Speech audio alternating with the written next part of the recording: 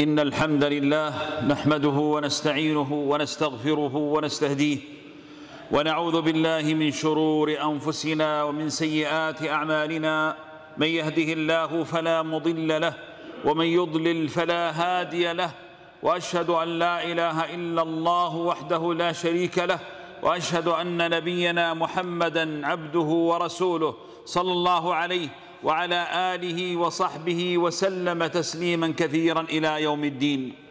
أما بعد فيا أيها الكرام الله تبارك وتعالى. Уважаемые братья, Аллах Табарака ва Тааля Творец и тот, кто управляет всем сущим. Все, что на небесах и на земле, все это принадлежит Аллаху Азза ва Джаль. И ничто в этой вселенной не может происходить без Его соизволения и без Его знания. Аллах Табарака ва Тааля сказал: «Скажи, неужели вы не веруете в того, кто создал землю за 2 дня и равняете с ним других? Он же Господь миров. Он воздвиг над землей незыблемые горы, наделил ее благодатью и распределил на ней пропитание для страждущих или для тех, кто спрашивает, за 4 полных дня. Потом он обратился к небу, которое было дымом, и сказал ему и земле: придите по доброй воле или по принуждению. Они сказали: мы пришли по доброй воле. Потом он обратился: посмотрите на величие могущественного Аллаха Джалля Джаляля. Потом он обратился к небу, которое было дымом, и сказал ему и земле: придите по доброй воле или по принуждению. Они сказали: мы пришли по доброй воле. Он сотворил их 7 небесами за 2 дня и внушил каждому небу его обязанности. Мы украсили нижнее небо светилами и оберегаем его, или для оберегания его. Таково предопределение могущественного, знающего. Аллаху Акбар. Какой же великий Он царь и владыка. Все, что вы видите, небеса и землю, Аллах Азза ва Джаль сотворил за 6 дней. Он мог бы сотворить их за мгновение ока, но во всем этом была мудрость Аллаха. Итак, Он тот, кто сотворил ее. Все сущее и всему придал соразмерность, который предопределил судьбу творений и указал путь, который взрастил пастбище, а потом превратил их в темный ссор. Ничего не происходит без Его знания об этом. Любая беда приходит только по Его мудрости и уходит только по Его милости. Все, что ты видишь или слышишь, является сотворенным, и Аллах – Творец всякой вещи. И с величием творений приходит осознание того, насколько велика мудрость Аллаха по распределению судеб. Аллах Табарака ва Тааля сказал: «Воистину мы сотворили каждую вещь согласно предопределению». Все, что вы видите, все, что происходит, предопределил Аллах еще за 50 000 лет до сотворения небес и земли. И Он, Джалля Джаляля, знает о всякой вещи. Он знает, что было, что будет, чего не будет, и что было бы, если бы оно было. Поэтому Аллах сказал о многобожниках: если бы их вернули обратно, то есть если бы Аллах вернул их обратно к жизни, то они непременно вернулись бы к тому, что им было запрещено. Потому что Аллах Джалля Джаляля знает, каким было бы положение раба, если бы он вернул его к жизни после смерти. Аллах также сказал о себе Джалля Джаляля: у него ключи к сокровенному, и знает о них только он. Ему известно то, что на суше и в море. Даже лист падает только с его ведома. Клянусь Аллахом, какой бы лист ни упал с дерева, Аллах знает о нем. Нет ни зернышка во мраках земли, ни зернышка, ни любого растения в недрах земли, кроме как Всевышний Аллах знает о нем. Ничего либо свежего или сухого, чего бы не было в Ясном Писании. Помести это вероубеждение в свое сердце, что Аллах знает о всякой вещи, знает обо всем, что ничего не происходит без Его знания Джалля Джаляля.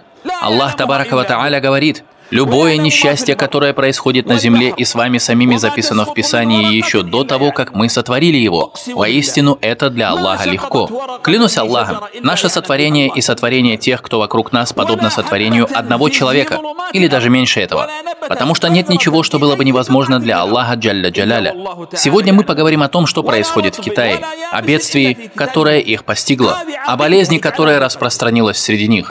Это бедствие для них. Как мы можем связать эти слова и аяты с тем, что там происходит? Из тех аятов, которые мы процитировали, мы понимаем, что все, что происходит в этой вселенной, будь то добро или зло на уровне общин, наций или отдельных людей, все это от Аллаха Джалля Джаляля. И бедствия, любимые братья, бывают 3 видов. Первый вид – это беды, которые приходят к рабам, чтобы поднять их уровень.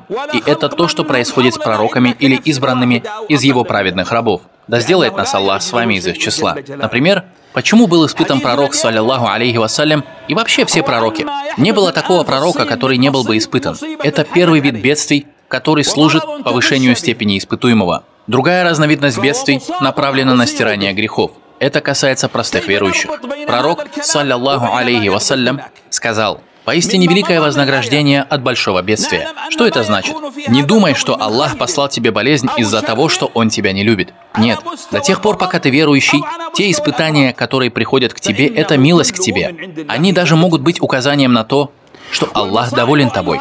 Потому что посланник Аллаха, саллаллаху алейхи вассалям, говорит: поистине великое вознаграждение от большого бедствия. Когда Аллах полюбит народ, Он испытывает его. И тот, кто проявит свое довольство в этот трудный момент, обретет довольство Аллаха. А тот, кто проявит недовольство, обретет недовольство Аллаха. Так что будь доволен. Потому что испытание, которое придет к тебе, как к верующему, может быть благом для тебя. Третий вид бедствий – это то, что в основном происходит в разных общинах и нациях. Это беды, которые являются разновидностью мирского наказания, в котором наш Господь делает напоминание человеку, чтобы, возможно, он вернулся и задумался. Эти беды отличаются от наказаний в ахирате, вечной жизни, потому что в судный день будет происходить нечто действительно серьезное и ужасное. Но Аллах посылает предостерегающих увещевателей, отправляет посланников, посылает то, чем устрашает людей. И если они проявят беспечность, то горе им. Задумайся над этими аятами. Всевышний Аллах говорит: «Мы уже отправляли посланников к народам до тебя.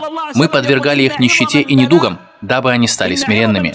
То есть были общины до тебя, о Мухаммад, да благословит его Аллах и приветствует, посланника Аллаха. Мы направляли на них нищету, не спосылали на них недуги. Дали им и милость, и наказание, чтобы они стали смиренными. Почему же, когда их поражало наше наказание, они не становились смиренными?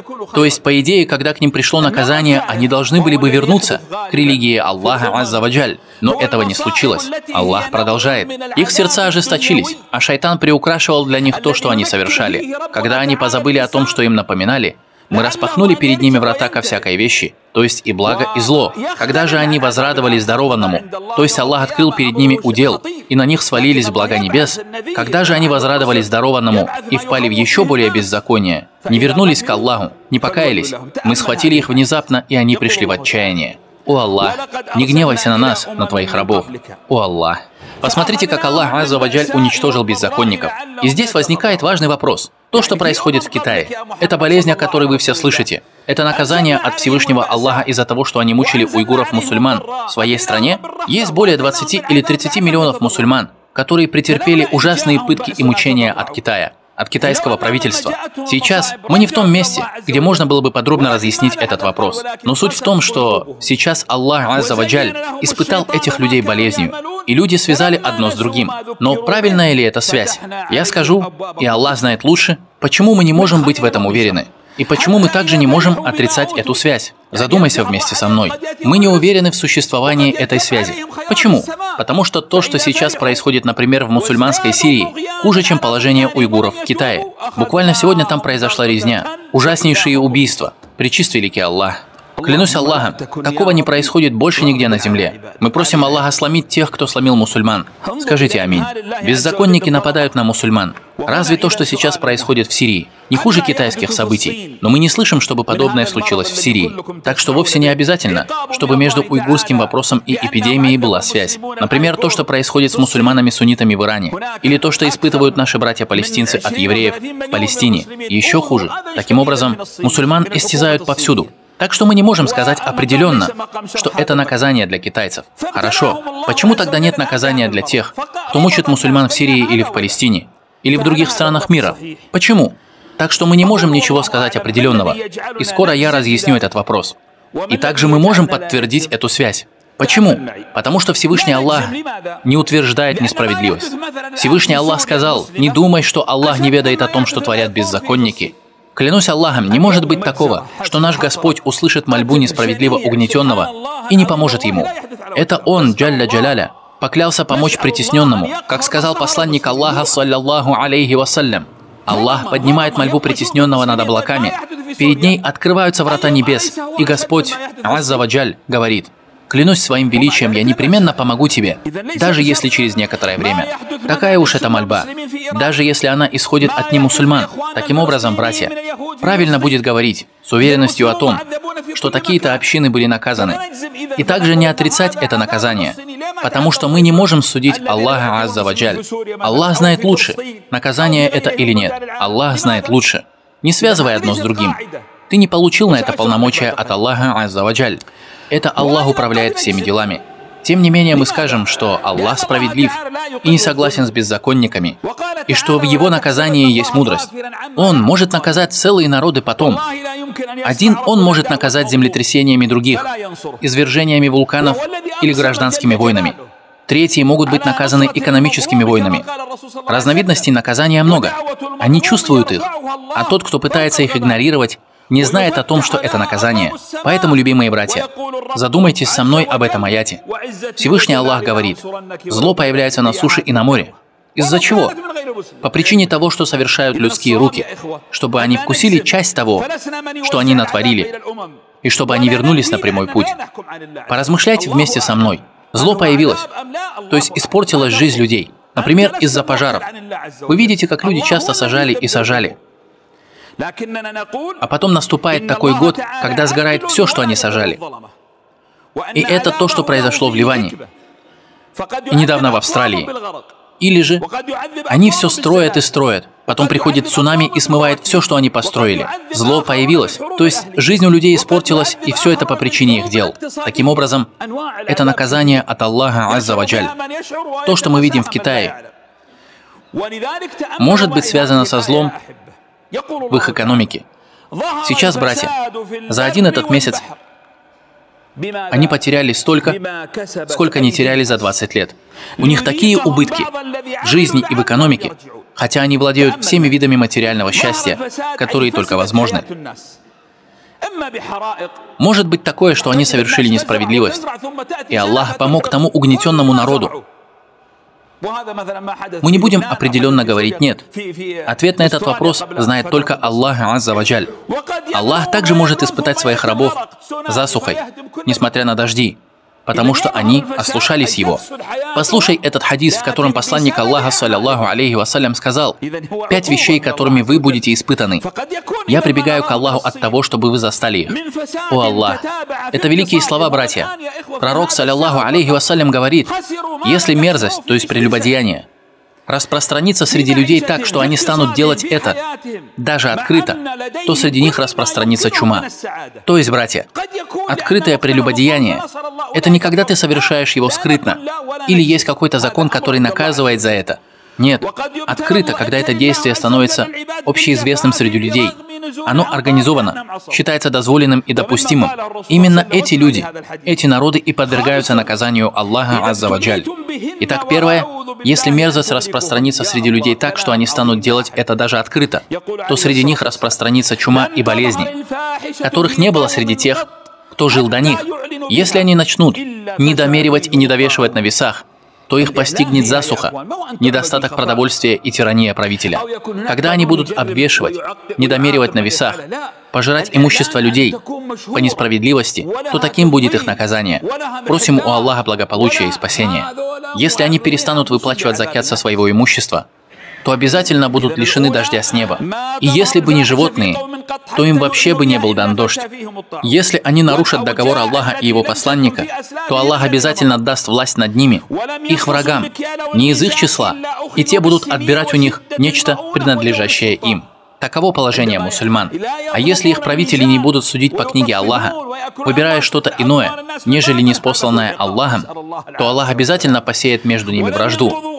Когда правители не будут судить по шариату Аллаха, Аллах сделает так, что они будут воевать друг с другом. И это то, что сейчас происходит по всему миру. Итак, братья, то, что мы видим в Китае, в разных вариантах повторяется во всех странах мира. И между Всевышним Аллахом и Его рабами нет родства. Таково установление Аллаха, которое уже совершалось ранее, касающееся Его творений. Всевышний Аллах говорит: когда несчастье постигло вас после того, как вы причинили им вдвое большее несчастье, вы сказали: откуда все это? То есть откуда пришло это несчастье? Скажи: от вас самих. Воистину, Аллах способен на всякую вещь. Всевышний Аллах также говорит: любое бедствие постигает вас лишь из-за того, что приобрели ваши руки, и Он прощает вам многое. Так что от нас требуется следующее. Первое – увещевание и назидание, а не злорадство и неуважение. Нет, нужно их увещевать. Вот сейчас они начали гордиться тем, что стали величайшей силой, непобедимой державой, которая собирается опустошить и пройтись по всему миру. И Аллах испытывает их вирусом, который даже не виден невооруженным глазом.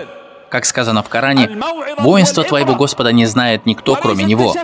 Мы обязательно должны бояться Аллаха и извлечь для себя урок. Каждый из нас должен постараться исправить самого себя. Исправь свое положение у себя дома, потому что ты член этого огромного общества. Во-вторых, мы знаем, что все эти беды соответствуют предопределению Аллаха и происходят из-за того, что совершили людские руки. И какая бы беда ни спосылалась, она соотносится со справедливостью Всевышнего Аллаха. Аллах никогда ни с кем не обходится несправедливо. Клянусь Аллахом, беда не спосылается не иначе, как по справедливости Аллаха, и не избавляются от нее исключительно по милости Аллаха. Это то, во что ты должен верить относительно бедствий. Третье. Люди обсуждают, что эта болезнь расходится как эпидемия, переходит и заражает других людей. Мы скажем, что в вопросе инфекций следуем пророческой методологии. Обрати внимание вместе со мной на эти слова. Посланник Аллаха, саллаллаху алейхи вассалям, говорит: нет заразы и нет суеверий, и нет гаммы, суеверий, связанных с совой, и нет сафара, и нет влияния планет, и нет духа в пустыне, и мне нравится благое предзнаменование. Что это значит? Нет заразы, то есть инфекция может передаваться исключительно с соизволения Аллаха, и сама по себе она не возникает. Поэтому не ходи к заболевшему человеку, не отправляйся в страну, где чума. А тот, кто находится в стране, где свирепствует чума, не должен покидать эту страну. Почему? Чтобы не заразить других людей. Инфекция существует, но когда мы решаем, что она передается сама по себе, мы поступаем неправильно. Мы должны говорить, что инфекция происходит только тогда, когда велит Аллах. Почему? Что это за болезнь, которая у них? Человек может сказать, что эта болезнь появилась сама по себе и так далее. Но это не так. Кто изначально сотворил эту болезнь? Аллах, азза ва джаль. Ей заболели миллионы, но умерших до сих пор насчитывается не больше 220 человек. Почему остальные не заразились? Инфекция не вредит сама по себе. Это Аллах управляет ей. Это важно. И есть другой хадис. Я не хочу долго разъяснять хадис, чтобы не задерживаться.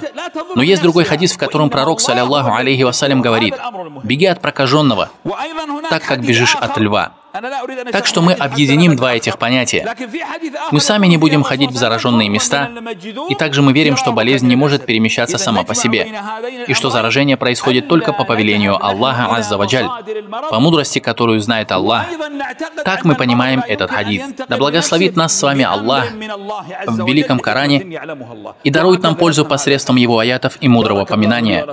На этом все. Я прошу прощения у Аллаха для нас с вами, и просите у Него прощения. Поистине Он прощающий, милосердный.